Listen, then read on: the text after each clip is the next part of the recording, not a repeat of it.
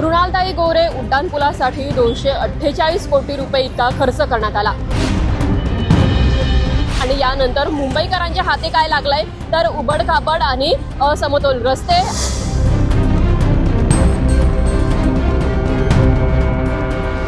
मृणालताई गोरे उड्डाणपुलासाठी 248 कोटी रुपये इतका खर्च करण्यात आला। 750 मीटर लांबीचा हा उड्डाणपूल तयार करण्यासाठी 2018 पासूनच तयारी सुरू करण्यात आली।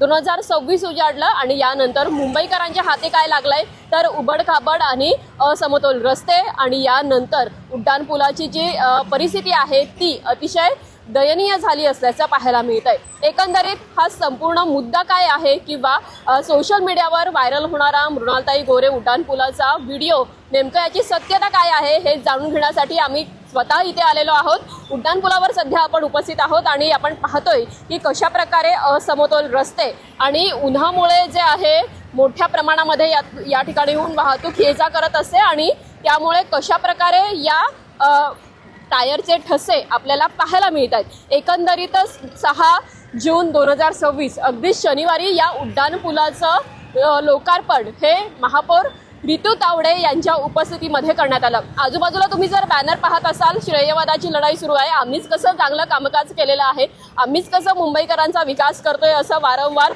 जे आहे ठासून सांगण्याचा प्रयत्न महायुती सरकारतर्फे ट्रिपल इंजिन सरकारतर्फे करण्यात येतो। मात्र अशा प्रकारे कामकाज मुंबईकरांना मिळत असेल त्यावेळेस पुढे येऊन नेमकं कोण का याची जबाबदारी घेत नाही हा प्रश्न सध्या तरी अनुत्तरित आहेत।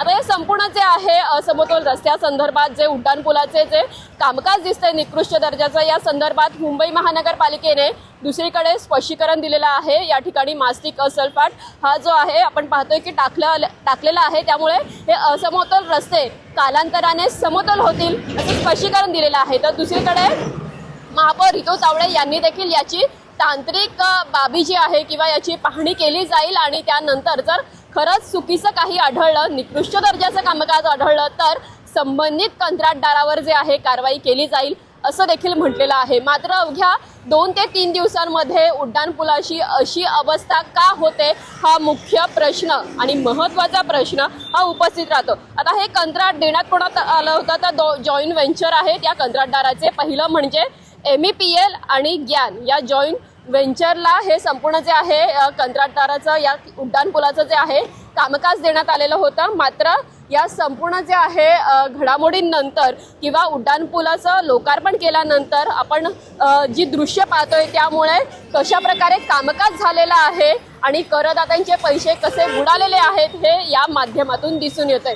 अगदी आपण पाहिलं तर या संपूर्ण जे आहे उड्डाणपुलासंदर्भात थोडक्यात माहिती द्यायची झाल्यास तर गोरेगाव, राम मंदिर, अंधेरी यासारख्या परिसराला जोडणारा हा महत्त्वपूर्ण उड्डाणपूल मानला जातो। मृणालताई गोरे उड्डाणपूल असे याला नाव देण्यात आलेलं आहे। खरं तर महत्त्वाच्या आणि मोठ्या नेत्या या मृणालताई गोरे होत्या आणि त्यांनी सामाजिक कार्यामध्ये केलेलं जे कामकाज आहे ते आजही मुंबईकरांच्या या गोरेगाव परिसरामध्ये राहणाऱ्या लोकांच्या मनामध्ये आहे। मात्र त्यांच्याच नावावर जर अशा प्रकारे कामकाज करून हा उड्डाणपूल मुंबईकरांच्या सेवेत जर येत असेल तर कुठेतरी या संपूर्ण जे आहे प्रकरणावर जर मृणालताई गोरे आज असत्या तर त्यांनी देखील यावर भाष्य केलं असतं आणि सडकून टीका ही सरकारवर केली असती। एकूण आपण या पुलाची वैशिष्ट्ये जर थोडक्यात सांगायची झाल्यास तर 750 मीटर लांबीचा हा संपूर्ण उड्डाणपूल आहे। 248 रुपये यासाठी खर्च करण्यात आलेला आहे।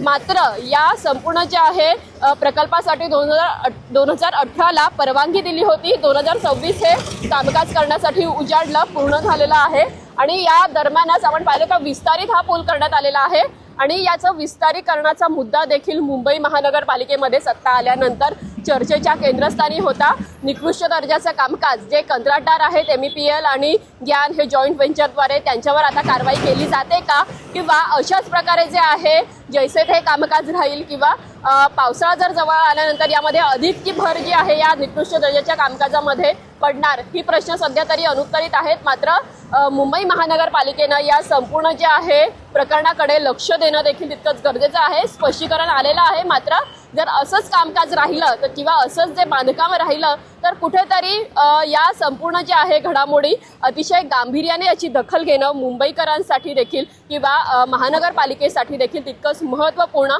आणि गरजेचं आहे। आता यावर नेमकी कारवाई कोणावर केली जाते हे पाहणं देखील तितकंच महत्त्वाचं असेल। लोकमत मुंबईसाठी मुक्ता लोंढीचा रिपोर्ट।